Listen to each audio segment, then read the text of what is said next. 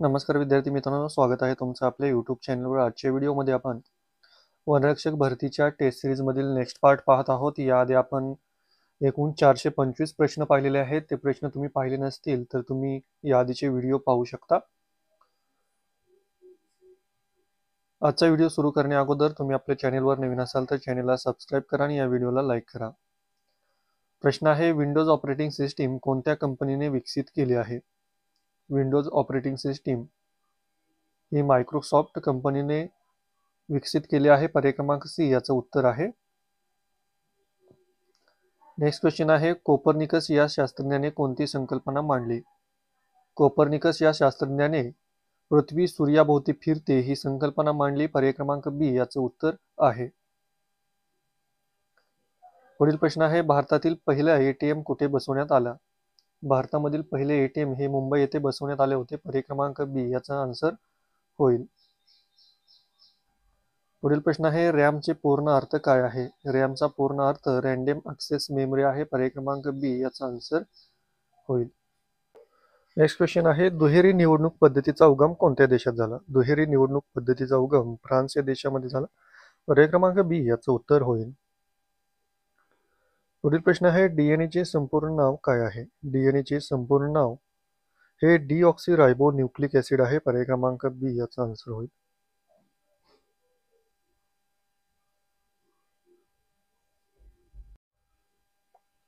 Next question आहे, golden quadrilateral योजना कोणत्या क्षेत्राशी संबंधित आहे? गोल्डन क्वाड्रिलॅटरल योजना ही महामार्ग क्षेत्राशी संबंधित आहे। पर्याय क्रमांक सी याचा आन्सर होईल।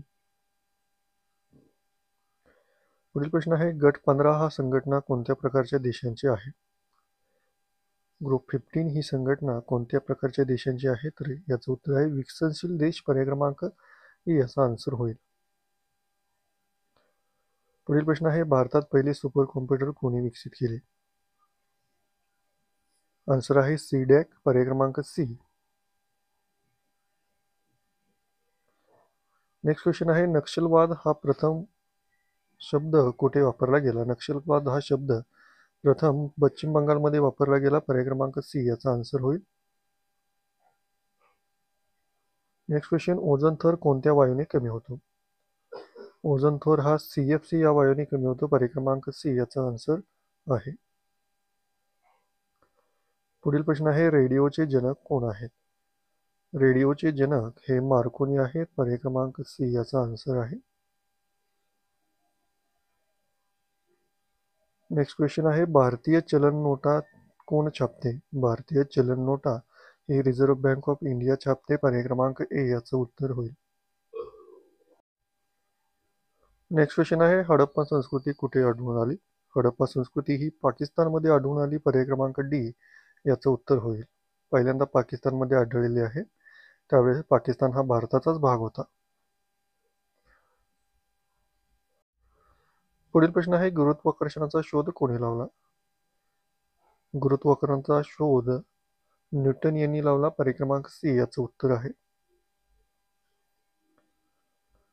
नेक्स्ट क्वेश्चन, नर्मदा नदी कुठून उगम पावते? नर्मदा नदी ही अमरकंटक येथे उगम पावते। पर्याय क्रमांक ए याचं उत्तर आहे।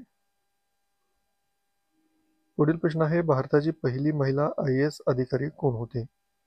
भारताच्या पहिल्या महिला IAS अधिकारी या अण्णा राजम मल्होत्रा होत्या। पर्याय क्रमांक सी याचं उत्तर आहे। पुढील प्रश्न आहे, बुलंद दरवाजा कुठे आहे? बुलंद दरवाजा हा फतेपूर सिक्री येथे आहे। पर्याय क्रमांक सी याचं उत्तर होईल।